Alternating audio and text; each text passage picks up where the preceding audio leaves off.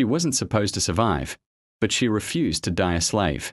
In the shadows of a world that tried to break her, one woman's spirit burned brighter than any fire. This is the story of Amina, a name whispered in the winds of freedom, a legend forged in the crucible of defiance. Her journey began in chains, her body bound but her mind fiercely untamed. They saw a slave. They were blind to the queen within. Every clink of her shackles was a note in a symphony of rebellion she composed in the silence of her heart. What they mistook for submission was observation. What they called despair was a carefully guarded flame of hope. This isn't just a story of escape. It's the story of a soul that refused to be owned. The air hung thick and heavy, a blanket of humidity woven with the chirps of unseen crickets. Tonight was the night. For weeks, Amina had studied the patterns of the guards, the phases of the moon, the very breath of the plantation. She had learned the language of the night, the secrets whispered by the rustling leaves and the hooting owls. Her heart hammered against her ribs, a frantic drumbeat of fear and anticipation. Moving like a phantom, she slipped from the cramped quarters, her bare feet making no sound on the packed earth. The darkness was her ally, a cloak she wrapped around herself as she navigated the familiar paths, now transformed into a treacherous labyrinth.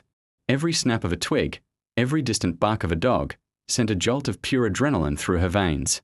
The risk was absolute, the price of failure unthinkable. But the promise of freedom, a concept so vast it was almost painful to contemplate, pulled her forward. She was a shadow with a purpose, a ghost haunting the living world in search of her own life. She reached the edge of the sprawling forest, a formidable wall of ancient trees and tangled undergrowth. This was the point of no return.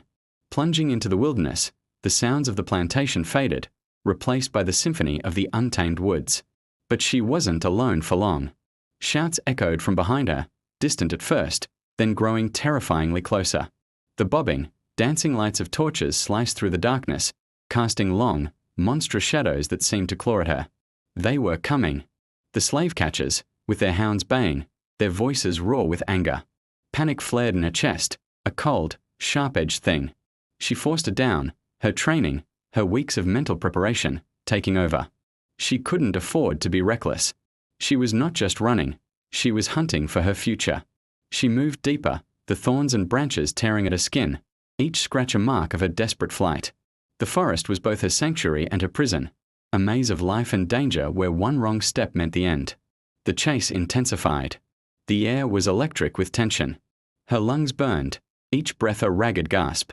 The rhythmic thumping of drums began, a signal used by the trackers, a heartbeat of impending doom that seemed to shake the very ground beneath her feet.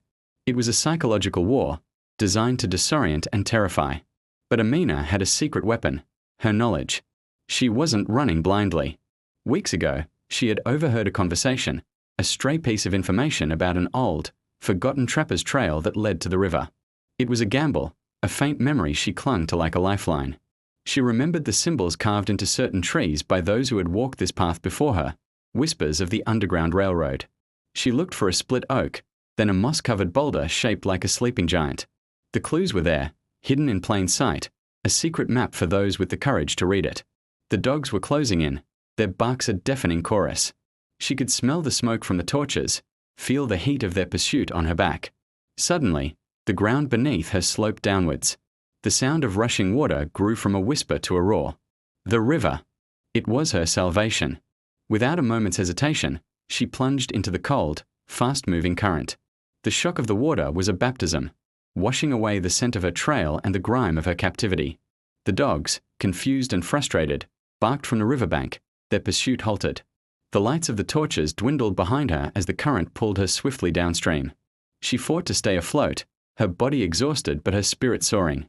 The water was a shield, her chariot to a new life.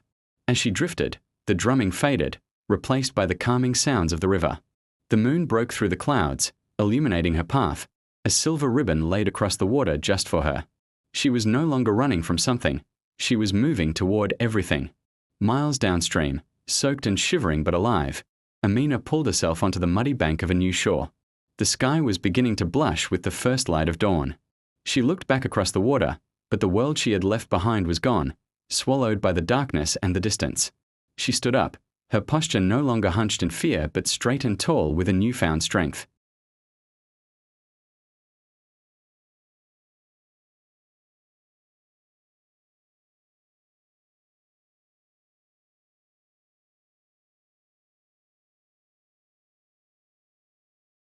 Her journey was far from over, but the hardest part was done. She had faced the monster and won.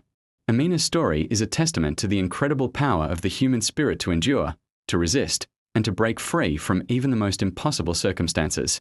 It reminds us that courage isn't the absence of fear, but the decision to act in spite of it. Her legacy is not just in her own freedom, but in the inspiration she provides for generations to come. Now, we turn the question to you.